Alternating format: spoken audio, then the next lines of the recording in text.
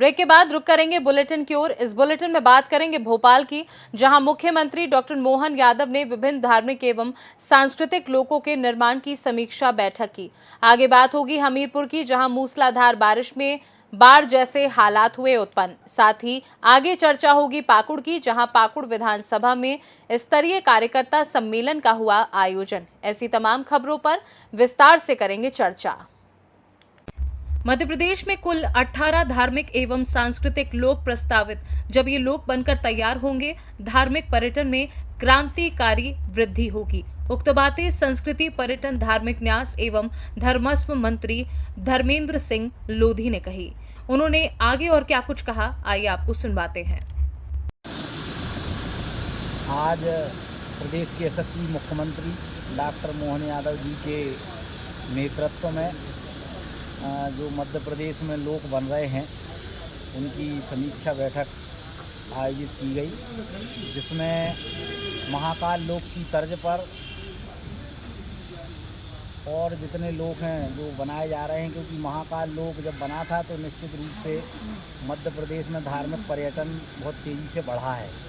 तो प्रदेश के यशस्वी मुख्यमंत्री डॉक्टर मोहन यादव जी के माध्यम से और ये जो है 18 लोक टोटल मध्य प्रदेश में प्रस्तावित हैं, जिसमें 14 लोग धार्मिक लोक हैं और 4 लोग सांस्कृतिक लोक हैं। उसमें से 14 में से 10 लोगों पर अभी काम शुरू हुआ है। भोपाल से सी न्यूज संवाददाता मनीष वर्मा की रिपोर्ट। खबर फिरोजाबाद से है, जहां गुरु नानक रसोई क्रांतिकारी संगठन के लोगों ने भारत के प्रथम स्वाधीन महाक्रांतिकारी मंगल पांडे की जयंती को बड़े ही हर्षोल्लास के साथ मनाया और भारत रत्न सहित का दर्जा देने की मांग उठाई। इस शुभ अवसर पर मंगल पांडे के चित्र पर गुरु नानक रसोई क्रांति संगठन के पदाधिकारी के द्वारा पुष्पहार चढ़ाकर दीप प्रज्वलित किया। ये कार्यक्रम भारतीय राष्ट्रीय भ्रष्टाचार अपराध मुक्ति संगठन के राष्ट्रीय अध्यक्ष GS बेदी की अध्यक्षता में किया गया। इस अवसर पर उपस्थित लोगों के नाम कुछ इस प्रकार से रहे, जैसे वरिष्ठ संरक्षक वीर सुरेंद्र पाल सिंह यादव, डॉक्टर अनिल वाणिज्य एवं संगठन की बड़े पैमाने पर पदाधिकारीगण उपस्थित रहे। हमने भारत की आज़ादी के महान क्रांतिकारी 1857 की स्वतंत्रता का जो विवल फूका मंगल पांडे जी का आज ही के दिन 19 जुलाई और 1827 को इनका जन्म उत्तर प्रदेश के बलिया जिले और ग्राम नगवा में हुआ था। तो हमने आज उनकी जयंती मनाई है। संस्था के सभी लोग आए थे, वीर सुरेंद्र पाल जी मुख्य अतिथि थे, यहाँ के जो अंजन गैस सर्विस और डॉक्टर अनिल वाजपेयी जी थे, दीपक सलूजा और तमाम हमारे ऐसे मित्र थे, पवन कक्कर और संस्था के पदाधिकारी हैं। इन्होंने भावभीनी श्रद्धांजलि अर्पित किए और दुर्भाग्य ये है कि इन वीरों का आज तक देश की सरकारें, जो आज़ाद सरकारें रहीं, आज़ाद भारत की सरकारों ने कभी इनके बारे में नहीं सोचा और देश भी इनके बलिदान का एहसान फरामोश हो गया है देशवासी लोग। तो हम बार बार 2015 से निरंतर मांग उठा रहे हैं कि इनको शहीद का दर्जा, भारत रत्न का दर्जा दिया जाए, मगर आज तक कहीं से कोई उम्मीद नज़र नहीं आ रही, क्योंकि ये दुर्भाग्य ये है कि जब तक देशवासी नहीं बोलेंगे तब तक सरकारें नहीं जागेंगी। फिरोजाबाद से सी न्यूज संवाददाता सन्नीश कुमार गुप्ता की रिपोर्ट। यूपी के हमीरपुर जिला मुख्यालय में लगातार 2.5 घंटे तक हुई बारिश ने आफत बरसाई है। शहर की बड़ी बड़ी सड़कों से लेकर गली मोहल्ले तक बाढ़ जैसी स्थिति है। सभी जगह बारिश का पानी ही पानी भरा है। सरकारी दफ्तर से लेकर परेड ग्राउंड, स्टेडियम सहित बस्तियां पानी से लबालब हुई। 2 घंटे तक हुई लगातार मूसलाधार बारिश ने शहर के लोगों के लिए आफत बनकर बरसी। तो वहीं बारिश में नगरपालिका द्वारा कराई जा रही व्यवस्थाओं की पोल खोल दी है। शहर का ड्रेनेज सिस्टम धड़ाम बोल गया है और लोगों के घरों में पानी घुस गया है। हमीरपुर से सी न्यूज संवाददाता ब्रजेश कुमार की रिपोर्ट। गोवर्धन में भक्तों की भीड़ में बढ़ोतरी के दृष्टिगत अनुपमा कुलश्रेष्ठ अपर पुलिस महानिदेशक आगरा जोन आगरा, दीपक पुलिस महानिरीक्षक आगरा रेंज व जिलाधिकारी मथुरा एवं वरिष्ठ पुलिस अधीक्षक मथुरा द्वारा थाना गोवर्धन क्षेत्र अंतर्गत मुड़िया पूर्णिमा मेला के दृष्टिगत सुरक्षा व्यवस्था, यातायात व्यवस्था को सुदृढ़ रखने हेतु पैदल भ्रमण कर यातायात, पार्किंग व्यवस्था व भीड़ नियंत्रण आदि का निरीक्षण किया। अधीनस्थों के साथ बैठक ली। इस मौके पर अनुपमा कुलश्रेष्ठ अपर पुलिस महानिदेशक आगरा जोन आगरा ने महिला पिंक बूथ का उद्घाटन भी किया। सर, मेला का पीक पॉइंट माना जाता है एकादशी से पूर्णिमा। इस समय क्या इंतजाम आप लोग लग रहे हैं और जो भीड़ आ रही है? देखिए, सबसे पहले तो जो भी श्रद्धालु जन यहाँ पर आ रहे हैं गोवर्धन में, उन सबको बहुत बहुत बधाई। आज एकादशी शुरू हो गई है, बहुत ही पवित्र दिन आज का माना जाता है। आज से जो परिक्रमा शुरू हुई है 21 तक अनवरत चलती रहेगी और आज भी काफ़ी भारी संख्या में यहाँ परिक्रमा करने वाले लोग आ रहे हैं। और जैसा हम सभी लोग जानते हैं कि 21 किलोमीटर की परिक्रमा है, जिसमें 1.2 किलोमीटर राजस्थान के दिग जिले में पड़ता है, बाकी मथुरा जिले में पड़ता है। पूरे परिक्रमा मार्ग पर पब्लिक एड्रेस सिस्टम से कवर किया गया है, CCTV कैमरे लगाए गए हैं और स्ट्रीट लाइट पूरे परिक्रमा मार्ग पर लगाई गई है। इसके अलावा हमारी चिकित्सकीय टीमें, 21 एम्बुलेंस प्लस नगर निगम के यहाँ की नगर पंचायत और उसको सहयोग के लिए ADM फाइनेंस आपको पूरी सफाई व्यवस्था, पेयजल व्यवस्था के लिए लगाया गया है। लगभग 600 सफाई कर्मचारी हम लोगों ने परिक्रमा मार्ग पर लगाए हुए हैं, जो दिन रात यहाँ परिक्रमा मार्ग पर सफाई का कार्य कर रहे हैं। तो कुल मिलाकर के हमारी पूरी व्यवस्थाएं चाक चौबंद है और हम लोग लगातार स्थितियों पर निगाह रखे हुए हैं। अगर आवश्यकता पड़ेगी डाइवर्जन की, भीड़ प्रबंधन की, तो उसके लिए हमारे already zonal magistrate, sector magistrate, super zonal officers already लगे हुए हैं। देखिए, हम सभी अवगत हैं कि राजकीय मूड़िया पूर्णिमा मेला गिरिराज जी के क्षेत्र में चल रहा है और लगातार श्रद्धालु आ रहे हैं देश के कोने कोने से और परिक्रमा कर रहे हैं और स्थानीय जितने देवस्थान हैं वहाँ दर्शन कर रहे हैं।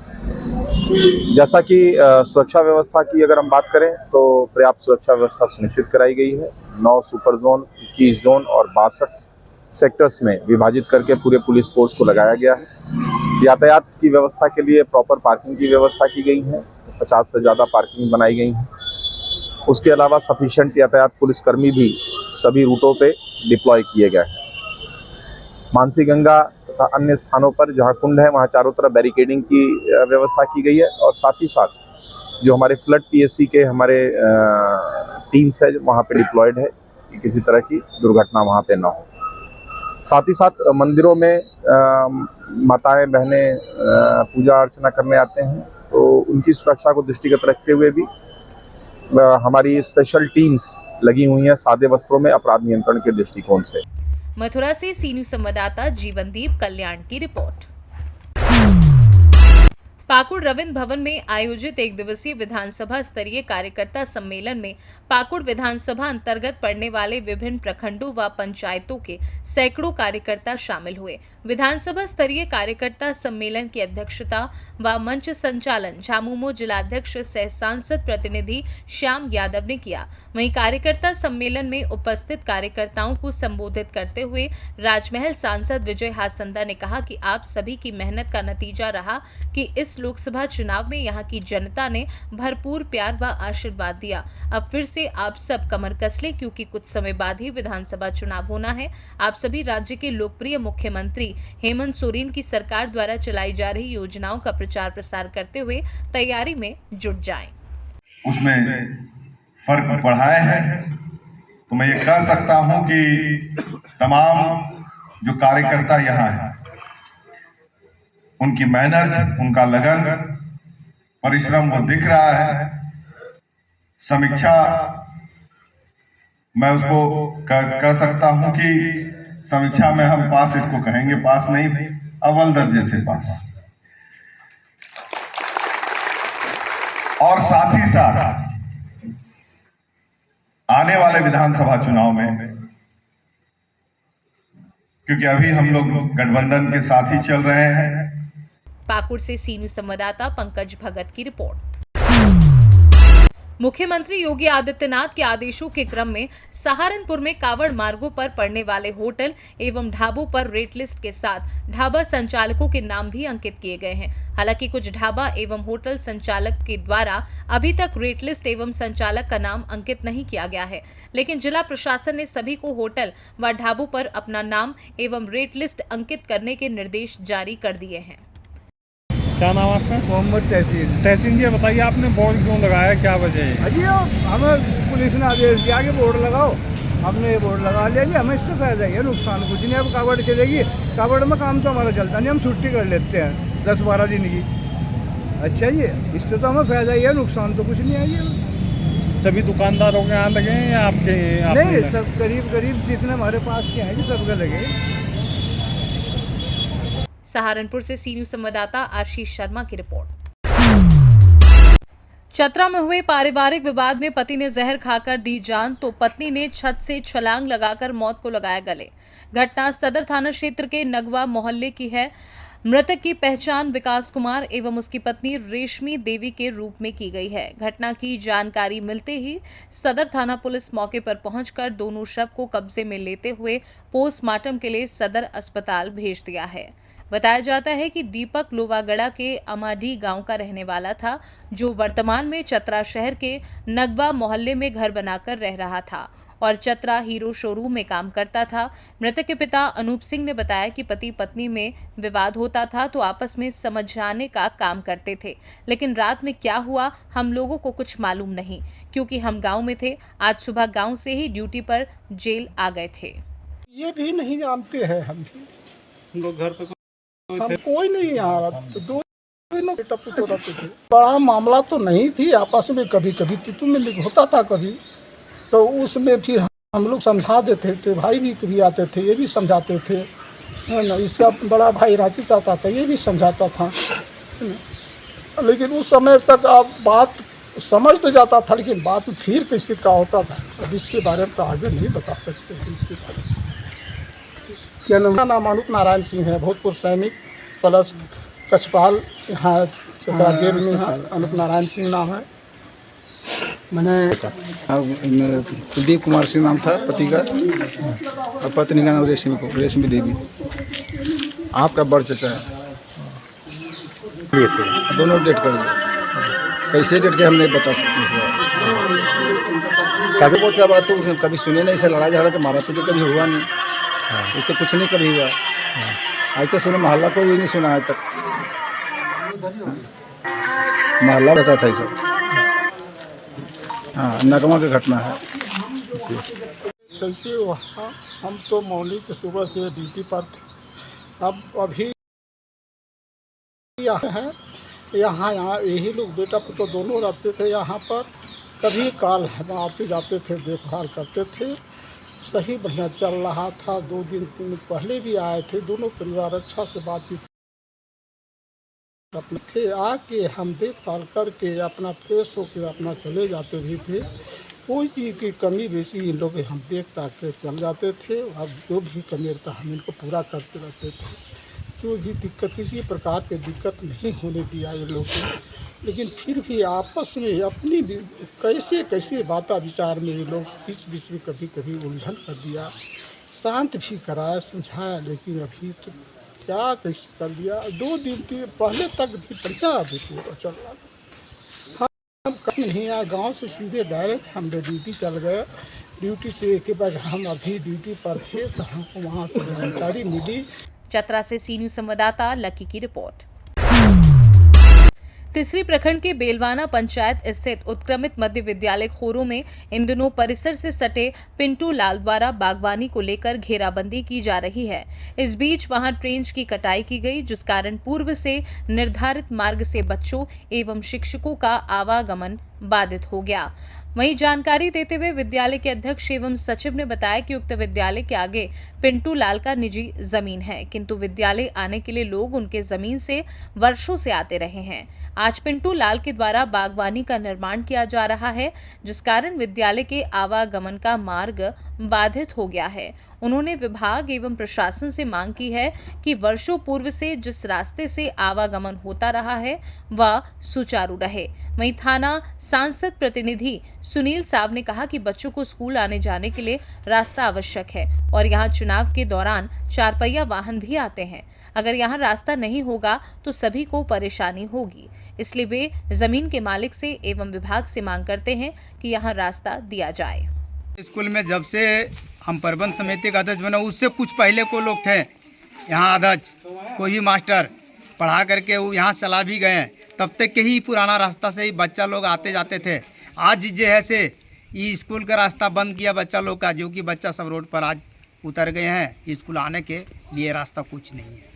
तो अभी आप लोग क्या चाह रहे हैं? हम लोग के रास्ता के लिए मांग है, और अगर रास्ता नहीं देगा तो कल हम लोग वीडियो के धरना मैंने बच्चा लोग के साथ में हम लोग उतरेंगे। तो किनके द्वारा रास्ता को ब्लॉक किया गया? ब्लॉक किया गया है वो अपना द्वारा कि मेरा ज़मीन है। हाँ, पिंटू लाल ने जैसे बोला कि मेरा ज़मीन है, हमारा रास्ता स्कूल के लिए नहीं देंगे।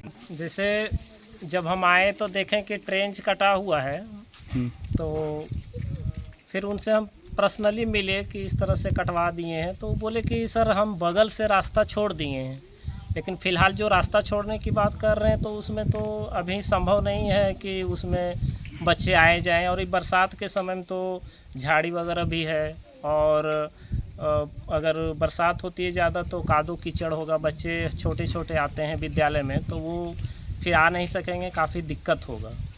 तो हम फिर ग्रामीणों को इस बात से अवगत कराएं, तो आज ग्रामीण बैठ करके और निर्णय लिए कि ठीक है, जहां तक हम लोग हैं कोशिश करेंगे। सर, क्या इस बात को विभाग को भी अवगत कराया गया है? जी, आज हम लोग कराएंगे, और इसी बात का इंतजार था कि हम लोग सब मिल बैठ के राय ले लेते हैं, उसके बाद हम अपने जो वरीय पदाधिकारी हैं उनको सूचना देंगे। मौखिक रूप से जानकारी दे दी गई, मौखिक रूप से जानकारी दे दिया गया है, आज उनको हम मतलब लिखित रूप से देंगे।